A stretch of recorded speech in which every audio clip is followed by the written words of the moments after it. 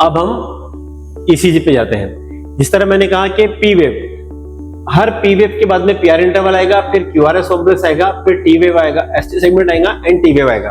तो every ECG should have the P wave, Q wave, R wave, S wave and T waves, right. Next, P wave should be followed by QRS. P wave denote कर रहा है कि atria contract हो रहे हैं, atria contract ऐसे node की वजह से हो रहे हैं, ऐसे नोड ने कंडक्शन करके कहां दिया, एवी नोड तक के। जब यहां से टाइम ट्रेवल हो गई, यहां तक क्या आ गया कंडक्शन, फिर यहां पे क्या चालू होगा, वेंट्रिकुलर कॉन्ट्रैक्शन। वेंट्रिकुलर कॉन्ट्रैक्शन किस तरह दिखेगा, क्यूआरएस कॉम्प्लेक्स की तरह। फिर जब वेंट्रिकल्स कॉन्ट्रैक्ट होकर ब्लड फेंकेंगे तो early repolarization will be denoted by the ST segment. और जब हार्ट पूरा रिकवरी फेज में होता है, जब पूरा हार्ट रिलैक्स होता है, तब आपको देखने को मिलेगा टी वेव। इस तरह एक कार्डियक साइकिल कंप्लीट होगी, फिर नेक्स्ट साइकिल चालू होगी। तो आपकी कार्डियक साइकिल के अंदर में आपको पी वेव से लेके टी वेव तक के दिखना जरूरी है, तब जाके एक कार्डियक साइकिल कंप्लीट होगी। 0.1 सेकंड का एट्रियल कॉन्ट्रैक्शन होता है। जब वेंट्रिकल्स कॉन्ट्रैक्ट होते हैं तो it will take 0.3 second of time. 0.1 second plus 0.3 second कितना हो गया, 0.4 सेकंड। फिर इसके बाद में हार्ट पूरी तरह से रिलैक्स करता है नेक्स्ट 0.4 सेकंड के लिए, ये रिलैक्सेशन टाइम है। इतना टाइम अगर आप देखोगे तो इसके बराबर है नेक्स्ट 0.4 सेकंड। जब नेक्स्ट 0.4 सेकंड के लिए हार्ट रिलैक्स करेगा, ये वाला पार्ट रिकवरी पार्ट कहलाता है, जिसके अंदर में कोरोनरी आर्टरी में ब्लड जाता है और वो ब्लड सप्लाई हार्ट के मसल्स को मिलता है ताकि वो नेक्स्ट कॉन्ट्रैक्शन के लिए रेडी हो सके, राइट। तो एक कार्डियक साइकिल कंप्लीट होती है 0.8 सेकंड में, जिसमें से 0.1 सेकंड का एट्रियल कॉन्ट्रैक्शन, 0.3 सेकंड का वेंट्रिकुलर कॉन्ट्रैक्शन एंड 0.4 सेकंड का होल हार्ट इज रिलैक्स्ड। एक ईसीजी, एक कार्डियक साइकिल कंप्लीट होने के लिए P wave, PR interval, QRS and T wave का होना बहुत जरूरी है। Every P wave should follow the QRS complex and QRS complex followed by the T wave is very important. PR interval should be between 3 to 5 small boxes. ये PR interval, initiation of P wave, initiation of R wave का जो segment होता है, जिसे हम PR interval कहते हैं, जो कि 3 to 5 स्मॉल बॉक्सेस का होना चाहिए, जो नॉर्मल है। QRS complex should be narrow and that is between 1 to 3 small box. ये 1 to 3 स्मॉल बॉक्सेस का QRS कॉम्प्लेक्स होगा।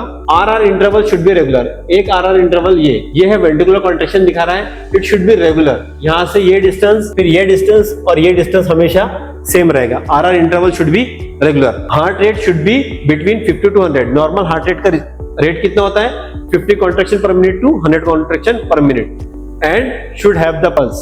So this is a normal sinus rhythm. Now see the difference. If it have the P wave, QRS complex, T wave, देखिए identify this rhythm. P wave should be followed by the QRS complex. देखिए हर P wave के बाद में QRS complex आ रहा है. Yes, every P wave is following the QRS complex. Every QRS complex is following the T wave, right? PR interval should be between 3 to 5. Yes, 3 to 5 में है, right? फिर QRS complex should be narrow. QRS complex narrow है, yes, it is narrow in every bit. RR interval should be regular. RR interval आप देखिए आप regular है, yes, it is regular. But now you see the heart rate. Heart rate कितना है अभी? RR interval is prolonged. It is prolonged. It is regular but prolonged. But heart rate is less than 50. If it is less than 50, and patient should have the pulse. इस rhythm को क्या कहेंगे हम? इस rhythm को कहेंगे हम sinus bradycardia. इसमें क्या होगा? P wave रहेगा, Q रहेगा, QRS कॉम्प्लेक्स रहेगा, T wave रहेगा। Every component of the ECG will have, but rate जो रहेगा वो rate slow रहेगा, it should be less than 50. Next, now identify this rhythm. Now देखिए, P wave है, QRS PR इंटरवल है, QRS complex है, T wave है। P wave, PR interval, QRS complex, T wave।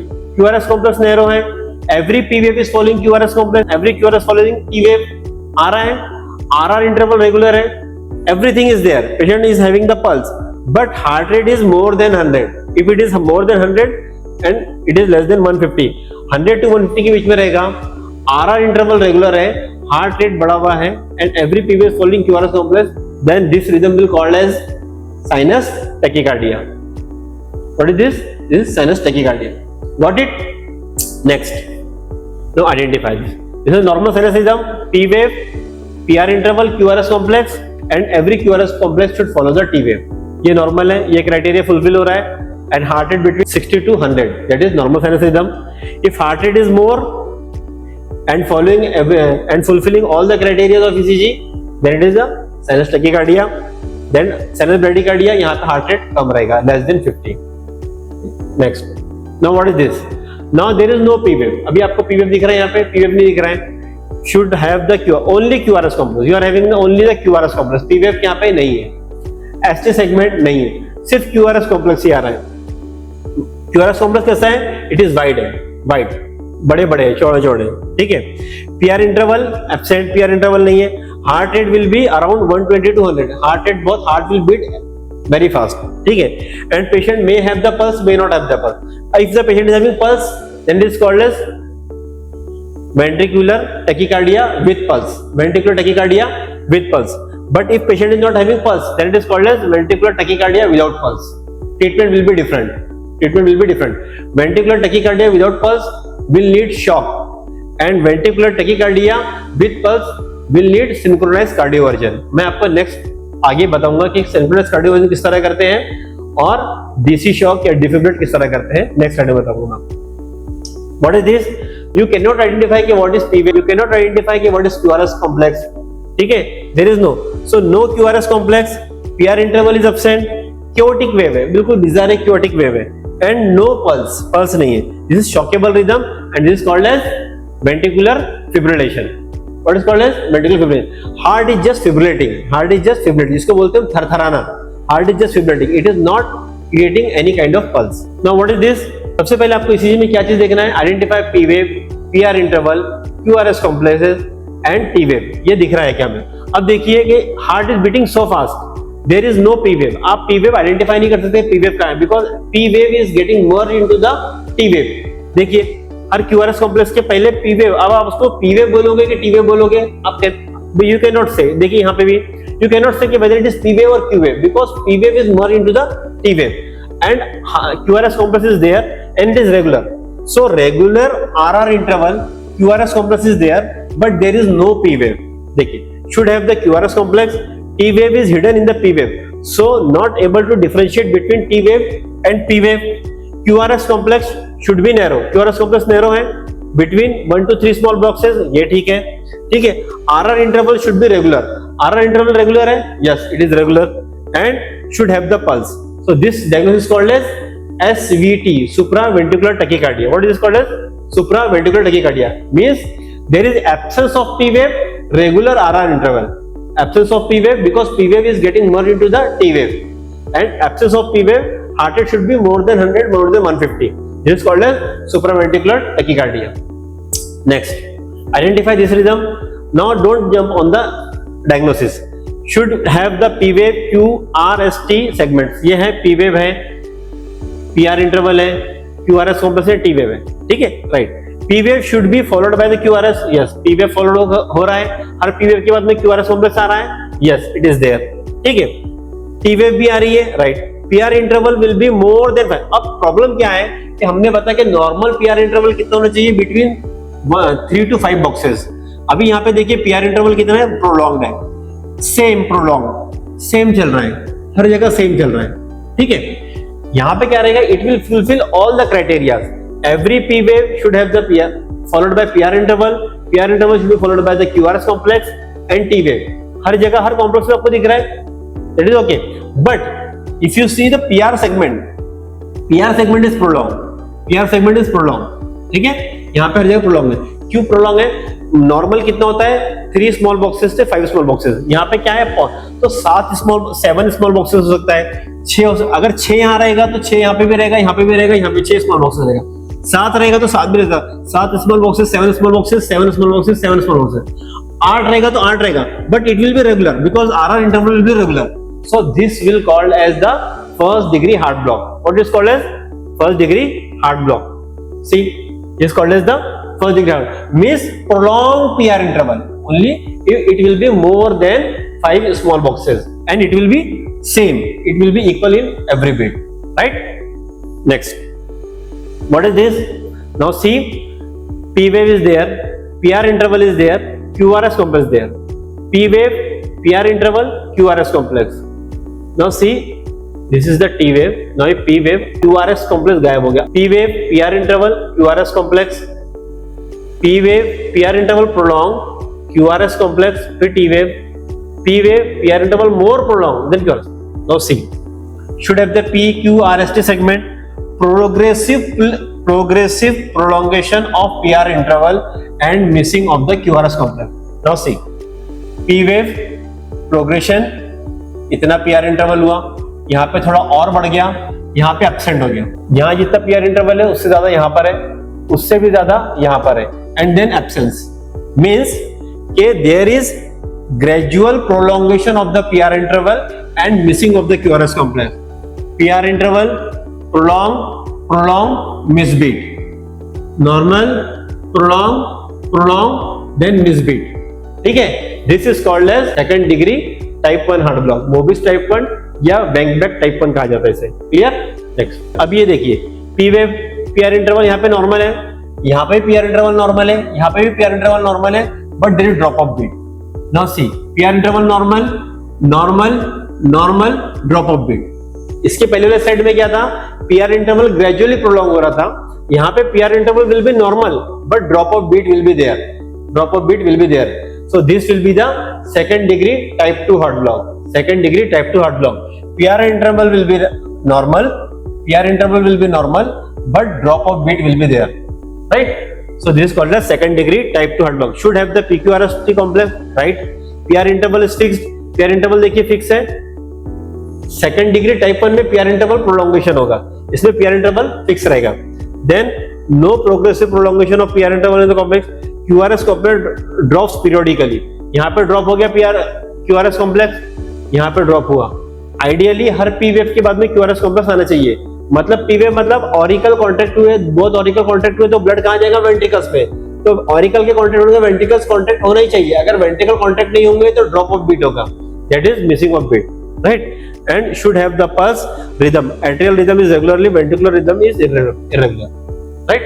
यहाँ पे अगर देखा जाए तो atrial rhythm, ये SA node, atrial rhythm will be regular. देखिए आप, atrial rhythm will be regular, but ये ventricular rhythm है.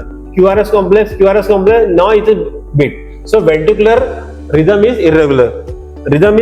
Atrial rhythm is regular, but ventricular rhythm is irregular. This is second degree type 2 heart block. Next, so now see, यहाँ पे देखिए no relation between the PF. अब देखिए यहाँ पे अगर हम देखें आरआर इंटरवल यहाँ पे रेगुलर है, राइट? अभी देखिए कि पी, दिस पी, आप पीपी का इंटरवल देखोगे तो पीपी इंटरवल भी same, there is no relation. अगर हम इससे पीआर सेगमेंट पकड़े, अगर हम इसको पीआर सेगमेंट पकड़ेंगे तो यहाँ पे देखिए पीआर नैरो हो गया, ठीक है? फिर यहाँ पे कोई रिलेशन नहीं मिल रहा. There will be complete dissociation of the auricle and ventricle. Atria will beat at its own pace and ventricle will beat at its own pace. There will be no coordination between the SA node and AV node. No relation between the P wave and R wave rhythm. Both atrial and ventricular rhythm will be regular and independent. देखिए RR interval will be same. And here P wave sometimes getting merged into the QRS complex, sometimes it is getting merged into the T wave. Atrial rate will be more than ventricular rate, right? तो atrial P wave आपको ज्यादा मिलेगी मगर QRS complex आपको कम मिलेंगे. और QRS का जो हार्ट रेट है वो हमेशा 40 के करीब रहता है, 40 to 50. तो QRS will be same. There will be complete dissociation means third degree heart block. Now see, यहाँ पे वी आर सेइंग दैट के रिदम कैन बी रेगुलर और इरेगुलर. क्लासिक इरेगुलरली मीन्स हमने पढ़ा है कि P wave followed by PR interval followed by QRS complex. Ideally इस तरह होना चाहिए. If you are seeing different morphology of P wave, यहाँ पे डिफरेंट मॉर्फोलॉजी दिख रहे, कभी अपर डिफ्लेक्शन, कभी डाउनवर्ड डिफ्लेक्शन, कभी अपर डिफ्लेक्शन, कभी downward deflection. And RR interval is not regular. कभी ये रेगुलर, कभी यहाँ पे इतना RR इंटरवल है, फिर यहाँ पे नैरो हो गया, फिर यहाँ बढ़ गया, फिर यहाँ बढ़ गया, फिर यहाँ कम ज्यादा हो गया. तो RR क्योटिक P वेव कैसी है? क्योटिक है. एट्रियल कॉन्ट्रैक्शन को डिनोट करेगा P वेव. अगर नर्व कंडक्शन में SA node getting failed, SA node stimulate करती है, तो SA नोड जब पल्स जनरेट करती है तो ऑरिकल के मसल्स में जाता है और ऑरिकल्स कॉन्ट्रैक्ट होते हैं और एज अ रिजल्ट हमको P वेव देखने को मिलता है. If SA node fails to generate the rhythm, then any of the atrial cell have that capacity to generate the rhythm. That rhythm is called as atrial rhythm. Okay, so this is atrial rhythm. You can see any of the atrial cell is getting contraction, ठीक है, right? This is called as atrial fibrillation using the narrow complex QR. तो आप इसको कैसा पहचानोगे? You will find the different number on the monitor. Continue 160, 130, 120, 150, 160. Continue irregular rhythm. Continue irregular rate रहेगा यहाँ पे, and there will be irregular RR interval, and यहाँ पे P wave जो रहेगा वो डिजायरेट टाइप का रहेगा, ठीक है, क्योटिक पी वेव रहेगा, that is called atria, because atria is just fibrillating, because of that graph paper पे आपको क्योटिक वेव मिलेगी पी वेव की जगह पे, right. Next, this is called as atrial fibrillation. Next, there is no P wave, no QRS complex, no T wave. This is called as the flat line ECG, or you can say heart is not beating at all. This rhythm is called as asystole. This rhythm is called as asystole. No pulse, no QRS complex, no P wave, non-shockable rhythm, and follow the straight line protocol, zero line protocol. अगर आपको ऐसा rhythm monitor पे दिखता है, you need to increase the gain and you need to see the lead placement की whether any of the lead is getting displaced. So this rhythm is called as asystole, right? Next, what is this? Now you can see there is no P wave. There is no P wave. This is called as polymorphic ventricular tachycardia. You can see the different morphology of QRS complex. This is called as polymorphic ventricular tachycardia or Torsades D point. Poly means अलग अलग, morphic अलग अलग morphology वाली. देखिए, कभी आपको broad दिख रही है, कभी narrow दिख रही है, कभी wide दिख रही है, ठीक है, तो different morphology of QRS complexes है. This is called as Torsades D point. ये स्पिंडल शेप के दिखता है आपको, जिसको अपन बोल सकते हैं टॉर्सेडस डी पॉइंट। ट्रीटमेंट क्या है? ये शॉकेबल रिदम है, you need to give immediately shock and injection magnesium sulphate, 2 gram of magnesium sulphate, ठीक है।